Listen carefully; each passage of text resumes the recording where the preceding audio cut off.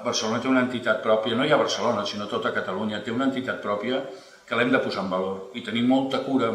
perquè nosaltres ho hem trobat, amb aquesta generació, amb aquests 40 anys, ho hem trobat, ho hem sublimat, ho hem perdut, però és que els nostres fills o els nostres nets, com no ho preservem, no trobaran res. Almenys donar-los la mateixa opció que ens van donar a nosaltres.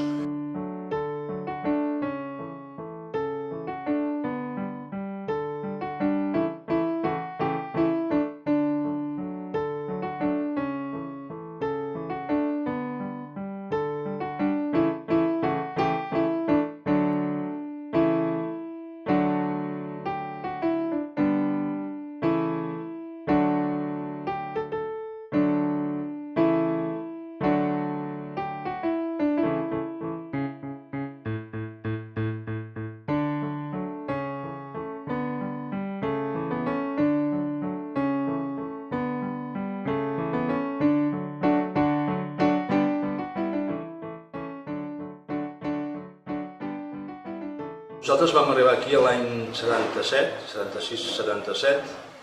ja havia vist el local, ens havia fet molta il·lusió poder-lo aconseguir en traspàs i tot això. Ja vam veure que era un local que tenia un mèrit notable, malgrat en aquella època això era com la tasca del barri. Era un lloc on hi havia gent gran jugant al dòmino, després també hi havia gent jove d'aquí al barri, veïns, que s'estaven a la barra, prenien els vermuts, hi havia anxoves en aquella època, però tot era molt a nivell de barri.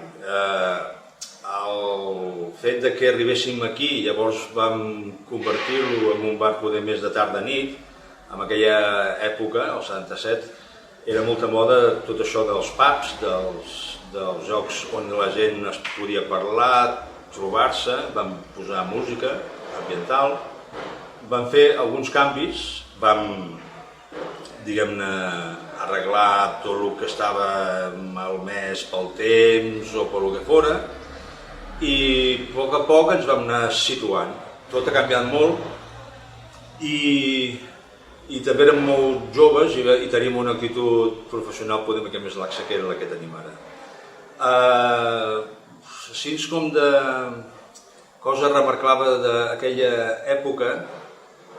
poder va ser que vam ser una mica, entre altres bars, dels primers bars que es dedicaven a un públic com més jove, més inquiet, i malgrat el barri en aquella època estava com molt apartat, hi havia molta gent que dèiem al carrer i no sabia ni per on era. Després, a poc, amb les innovacions urbanístiques, els arranjaments que s'han fet, el barri poder s'ha col·locat i s'ha tret un estigma que tenia abans de barri com suburbial, i ara és un barri molt més actiu. Hi han hagut, com ja t'he dit abans, molts canvis, entre ells que ha canviat els veïns. Ara és un barri que hi ha gent de totes les races i cultures, és un barri més visitat que no pas al 77, hi ha el Museu del MACBA, hi ha diversos equipaments que fan que la gent passegi més per aquest barri, i nosaltres a poc ens hem anat, diguem-ne, adaptant a tots els canvis que han succeït i és l'única forma d'anar sobrevisquent. El bar, evidentment, quan arribem al 77 ja portava més de 100 anys que hagi obert, és a dir, que el bar fundat el 1860 amb la decoració centenària que s'ha conservat i s'ha millorat en certa mida. Doncs clar, ja és un afegit, ja és un valor afegit el que pot tenir com simple bar. També, per altra banda, no tan sols ha sigut un valor comercial per poder vendre, sinó que també el fet de ser una cosa antiga ens ha, diguem-ne, contaminat amb una espècie de sentimentalisme, i veient tot el que està passant ara a Barcelona, que es perden tants locals de tota la vida que eren referències per als veïns o per als visitants, doncs clar, també fa que tinguem com una espècie de visió còsmica, en el sentit de que val la pena mantenir això, perquè donat aquesta falta de sensibilitat que hi ha general, si no hi ha algú que s'hi escarrança en mantenir allò que té mèrit, que val la pena, que té una història pròpia, doncs la cosa està bastant complicada. Jo voldria matisar una mica el que ha dit el meu company i soci, en aquest cas, a nivell de la decoració. Estem parlant, si les dates són veritables, que més o menys ho han de ser, del principi del modernisme, jo diria que quasi a Europa, perquè, aviam, el modernisme com a sí, com a estil ben conegut, comença uns quants anys més tard, almenys 20 anys més tard. Vull recalcar que aquesta barra, que és la barra i l'aparador, tant com els mobles auxiliars que hi ha, com la caixa, com els armaris, en aquell temps la fusta poc era considerada com un material noble. Llavors el que era un suport, suposo també perquè tampoc hi havia els productes que hi ha ara per protegir-la, malgrat aquesta fusta, que en el seu cas és pi vermell rus, procedent de la taigà, és veranosa pels corcs, és una fusta que el corc hi pot provar entrar, però mora només entrar-hi, per això no està tan afectada. Volia explicar que igual suposo jo,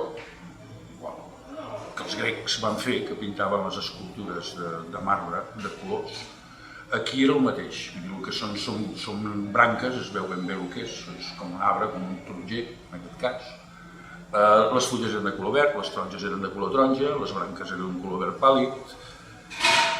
Les decoracions que hi ha actualment, els desmais a la paret, poc eren aquestes, sinó que eren molt més llargues, no sé com referir-m'ho per definir-ho, com els corns de l'abundància, que eren angelets, amb tot de corns, amb fruites, per dintre. Vull dir, és un cas ben estrany, perquè tant el modernisme com l'art nouveau que diuen a Europa es comença a definir, com ja he dit, uns quants anys més tard. Després passa per la policromia a nivell d'Europa i es va perdent a poc aquesta cosa de fer servir la fusta com a suport i es passa a considerar com a material noble. En el cas de la barra, vull explicar també que aquesta barra, a part del mèrit que té pels materials i per la forma i tot això, era una cosa que jo l'he vista reproduïda en diferents locals ja desapareguts aquí a Barcelona. Vull dir, jo crec que aquest estil, com a neoclàssic, era una cosa bastant definida, com que era el final del neoclàssic, era una cosa que ja es havia instaurat. I si mires algun, inclús pastisseries, coses així, la barra, estic dient el marbre, l'altre no té res a veure. Un altre dels elements que hi ha aquí importants és aquesta escultura que va pertànyer a la família Almirall, que és una escultura que és el commemoratiu de la primera exposició universal de 1888. D'aquesta escultura se'n van fer un número incert, no gaires, per dir alguna cosa d'aquest tamany, jo no crec que passessin de 100. Després se'n van fer moltes còpies, que com sabeu, quan es copia el metall i se fan mollos, cada cop va perdent definició i va perdent qualitat. I es feia servir molt per capitells d'escala de l'Eixample, les grans escales dels edificis nous de l'Eixample, nous en aquell temps, que coincidia amb això de l'exposició universal, suposo que va ser una de les coses, un dels elements, però en si representa com el macero de l'exposició del 29, és com si diguéssim el sello emblemàtic de l'exposició universal. Per què ho hem conservat? No ho sé, poder per la tossuderia, molt per això que diu el Ramon, d'aquest bareno que et posa el bonic que per nosaltres és. El meu criteri sempre ha sigut, pobre de mi, amb totes les vicissituds i tots els canvis de governs i tots els canvis de manera de pensar en el món, ha sigut preservar-ho, perquè això és una cosa que té molts més anys que jo, i jo m'ho vaig trobar com vaig trobar, i he procurat millorar-ho, mantindre-ho, si més no. I m'agradaria, jo que sóc un taverner, i ho he fet, la gent que té poder i govern, que tinguessin un altre criteri molt més clar, perquè jo crec que és com tot, vull dir, algú hem de deixar, això nosaltres ho vam trobar, ens ho van deixar els altres, i ho hem de deixar, ho hem de fer, si no estem perduts, perdrem l'identitat i ho perdrem tot, i arribarà un moment que ens morirem d'èxit.